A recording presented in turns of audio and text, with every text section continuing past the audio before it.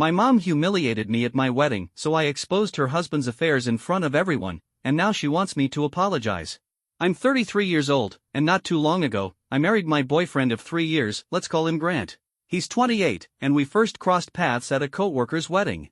The moment he asked me out, I didn't hesitate for even a second before saying yes. He was everything I'd been hoping to find in a partner: handsome, funny, and incredibly sharp, at least from what little we talked that night. Since we worked in the same field, I figured conversation would never be an issue, which made saying yes to that first date an easy choice. After a year of dating, we moved in together, and just a few months ago, he proposed. Of course, I said yes. I love this man more than words can say, and I don't think I've ever met anyone like him. He's the smartest, funniest, and most charming person I've ever known. When I'm with him, I feel happier than I ever thought possible. And the best part? I know he loves me just as much. I have no doubts that he'd never intentionally hurt me, something I can't say about my past relationships. Before Grant, I was with someone else, let's call him Elliot. We were together for almost 7 years. Elliot and I had known each other since high school, where we started out as really good friends. Honestly, I'd say he was my best friend before we ever became a couple. We knew everything about each other, so when he finally asked me out during our senior year, I didn't think twice about saying yes. I'd liked him for a long time but never had the courage to ask him out first, afraid it might ruin our friendship. Turns out, he had felt the same way but was just as scared to make a move. We started dating at 18 and stayed together until we were 25. But things took a turn for the worse, and I eventually had to walk away. I found out he'd been cheating on me for almost a year, and that was it, the final straw. Things between us had already been rocky for a while, and the betrayal just cemented the fact that our relationship was beyond saving.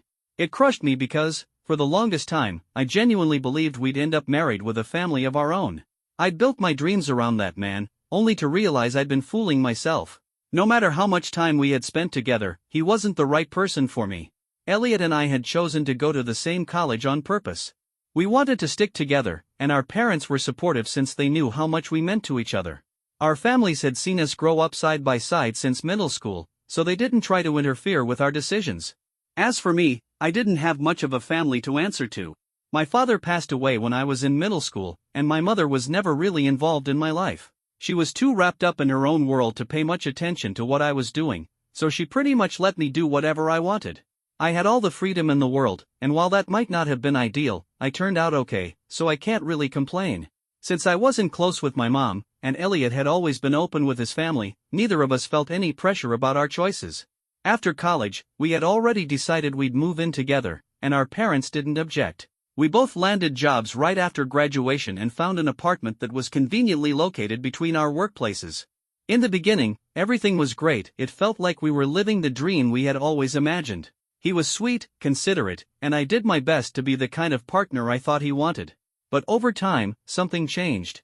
I don't know if it was just the reality of adulthood hitting us hard, but I could tell things were off. He started snapping at me over the smallest things, constantly looking for reasons to criticize me.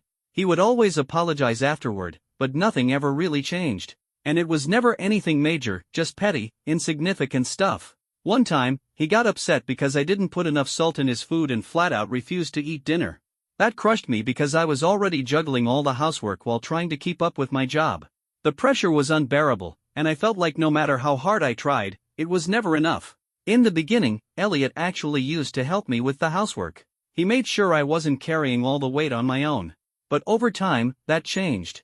Little by little, he started pushing everything onto me, always claiming he was too tired. The thing is, we worked the same hours, came home at the same time, but somehow, I was the only one expected to cook, clean, and take care of everything. And no matter how much effort I put in, it was never enough. He still found ways to criticize me, to make me feel like I wasn't doing things right, even though I was bending over backward just to keep him happy. I noticed these shifts just a few months into living together, but I didn't walk away. I loved him, and I wanted to believe we could fix things. Every time he apologized, I sat down with him, tried to talk it through, and he'd promise me over and over that he'd change. But a couple of weeks later, we'd be right back in the same place. After a while, I got tired of the cycle. I stopped bringing it up. Instead, I just kept quiet and ignored him when he had one of his outbursts. It wasn't easy, I cried almost every single day. But no matter how bad it got, I stayed, because I loved him. And every time he messed up, he'd apologize again, and I'd convince myself to forgive him, thinking I didn't know how to live without him. I kept holding on to the hope that things would change, but they never did. In fact, they only got worse. His apologies became more elaborate, more desperate, making it harder and harder for me to leave. I know some people might be reading this and thinking, why didn't you just walk away? And I get it. It's easy to say from the outside. But when you're in that kind of situation, it's not that simple. You don't just leave. You lose yourself. Bit by bit, you start believing the things they tell you, believing that maybe you don't deserve better. That's exactly what happened to me. Elliot broke me down so much that I actually started thinking he was doing me a favor by being with me. That I was lucky to have him, not the other way around. And by the time I even considered leaving, I had no one to turn to. He had slowly isolated me from all my friends. At first, any time I wanted to hang out with them, he'd sulk and guilt-trip me, saying he had given up time with his own friends just to be with me. So I'd cancel my plans. After a while, my friends stopped inviting me out altogether. And I didn't blame them, we were all young, and I doubt they understood what was really happening any more than I did. Still, I stayed. He was toxic, but I couldn't bring myself to walk away. I had convinced myself that he was the one and that I was supposed to make it work no matter what. So I changed everything about myself just to fit into the version of me he wanted. If he didn't like something, I dropped it, no questions asked. I gave up my friendships, especially with other guys, because he didn't approve. Even at work, he would get mad if I so much as exchanged emails with a male coworker. He insisted I use a more formal tone so they wouldn't get the wrong idea. His jealousy and insecurity ran so deep that if I listed all the people he had a problem with, I'd probably never finish. And through it all, I did everything he asked. I worked myself to the bone, kept a smile on my face in public, and made sure nobody ever saw what was really going on. To the outside world, we looked like the perfect couple. People thought we'd be together forever. After all, we had been together for so long that it probably seemed impossible to picture us apart. But everything changed after my 25th birthday. A few days after my birthday, I decided to take the day off from work. I wasn't feeling great, just one of those days where you wake up with a pounding headache and can't shake the exhaustion. At some point, I went to grab some medicine from the cabinet under the sink, where we always kept it. But as I reached for the box, I felt something else. Something small, solid. It felt like a phone. Now, I had rummaged through that medicine box plenty of times before, and not once had I ever found a phone in there. My stomach immediately dropped. Something wasn't right. I pulled it out, and sure enough, it was a phone I had never seen before. And when I tried to unlock it, I realized it was password protected. Elliot had a strict rule in our home: no passwords on phones or devices. According to him, if you needed a password, you had something to hide. That meant neither of us had any kind of lock on our phones. So when I found a password-protected phone hidden under the sink, my stomach immediately twisted. Something was off. I didn't hesitate. I called a friend, one of the few I had left, and told him I needed him to come over right away. Thankfully, he did. I handed him the phone and asked him to figure out a way to unlock it. It took some time, but eventually, he cracked it. There were only 2 apps on the entire phone: Snapchat and Instagram. No messages, no call logs, nothing else. That alone was suspicious. When I checked the contacts, there was just one saved number, listed under the name of a pizza place. But I knew better. That was no pizza place. That was someone he was hiding. I opened Snapchat, empty. But when I checked Instagram, I realized the account logged in wasn't one I recognized. It had only one follower, one of Elliot's coworkers. I didn't need much more to put the pieces together, but I still went through the messages, just to be sure. And sure enough, there it was, proof that Elliot had been cheating on me for over a year. My heart shattered. But at the same time, I felt something unexpected: relief. For so long, I had been searching for a reason, an excuse, a justification to leave. I had convinced myself that if I walked away, it would mean I had failed, that I had given up on something good just because of a few minor issues. But this? This was undeniable. This was the final nail in the coffin. The part that stung the most? Just a few nights earlier, on my 25th birthday, Elliot had given me a promise ring, an expensive one. I had foolishly taken it as a sign that he was serious about our future, that maybe, despite everything, we really were going to get married one day. But then, as I read through his conversation with his coworker, I saw what he had said about that very night. He told her he wished he had been with her instead of me. That the only reason he gave me the ring was to keep me from suspecting anything. That was it. I could put up with his toxicity, his controlling nature, his suffocating jealousy. But this? This, I could not forgive. After everything I had done for him, after everything I had put myself through just to be with him, the very least he could have done was stay faithful. But he couldn't even give me that. I was done. After my friend left, I cried hard for about half an hour. Then I wiped my face, took a deep breath, and started packing.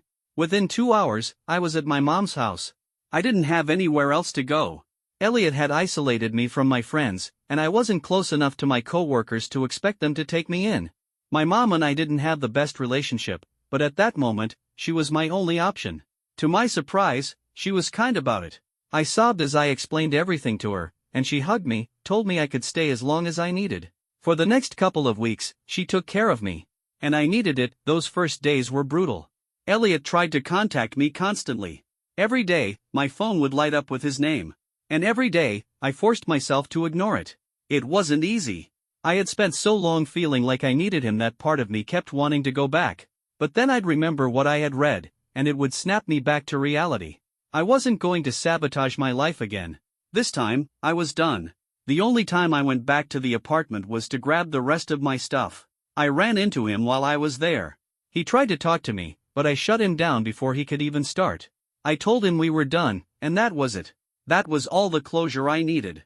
After that, I focused on rebuilding my life. I started going out again, reconnecting with friends I had lost touch with, talking to people he had forbidden me from speaking to. I was finally living for myself again. A month after the breakup, I moved into my own apartment. My mom had been kind while I was staying with her, but once I moved out, things between us went back to the way they had always been, distant. I tried to keep in touch, but for her, I think it was an out of sight, out of mind situation. It took me a few years to truly move on. But by the time I met Grant, I had healed. I had changed. I was a stronger, better version of myself. And I was ready for him. Grant is the complete opposite of Elliot. He's kind, patient, and thoughtful. Even when we argue, he never raises his voice, never says anything cruel, because he knows what I went through before. He knows what Elliot was like, and he makes sure never to be that person. He trusts me. He lets me be me. I can go out with whoever I want, talk to whoever I want, live my life without feeling like I'm walking on eggshells.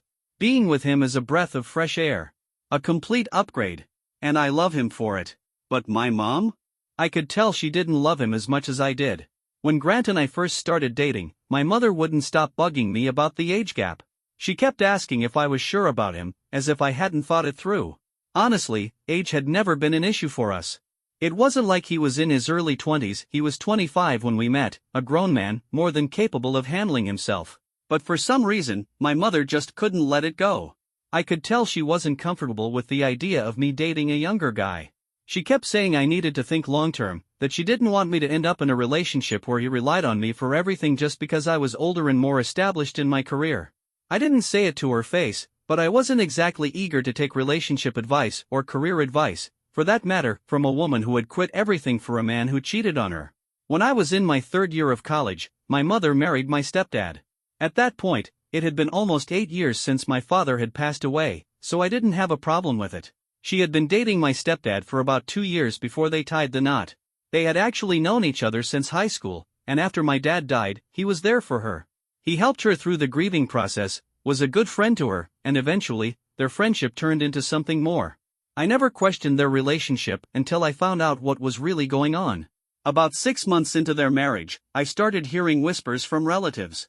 Apparently, my mother had kicked my stepdad out of the house because he had been cheating on her, which meant the affair had to have started before the wedding. At first, I assumed she was going to leave him. My mother and I didn't have the best relationship, but I knew she was strong, independent, and ambitious. There was no way she'd put up with something like this. But then, just like me, she went back. Within days, the same relatives who had told me she'd kicked him out were now saying everything was fine again. I was dealing with my own problems at the time, so I didn't get a chance to talk to her about it properly. But I did ask her more than once if she was okay, if things between her and my stepdad were really fine. And every time, she just brushed it off. She called it a little snag in their marriage, said they were working things out. But I kept hearing stories. Stories about fights. Stories about her calling family members in tears because he had been openly flirting with other women right in front of her. Stories about how terrible he made her feel. People would come to me with these stories, but I couldn't do anything. I was drowning in my own problems, and she kept going back to him anyway.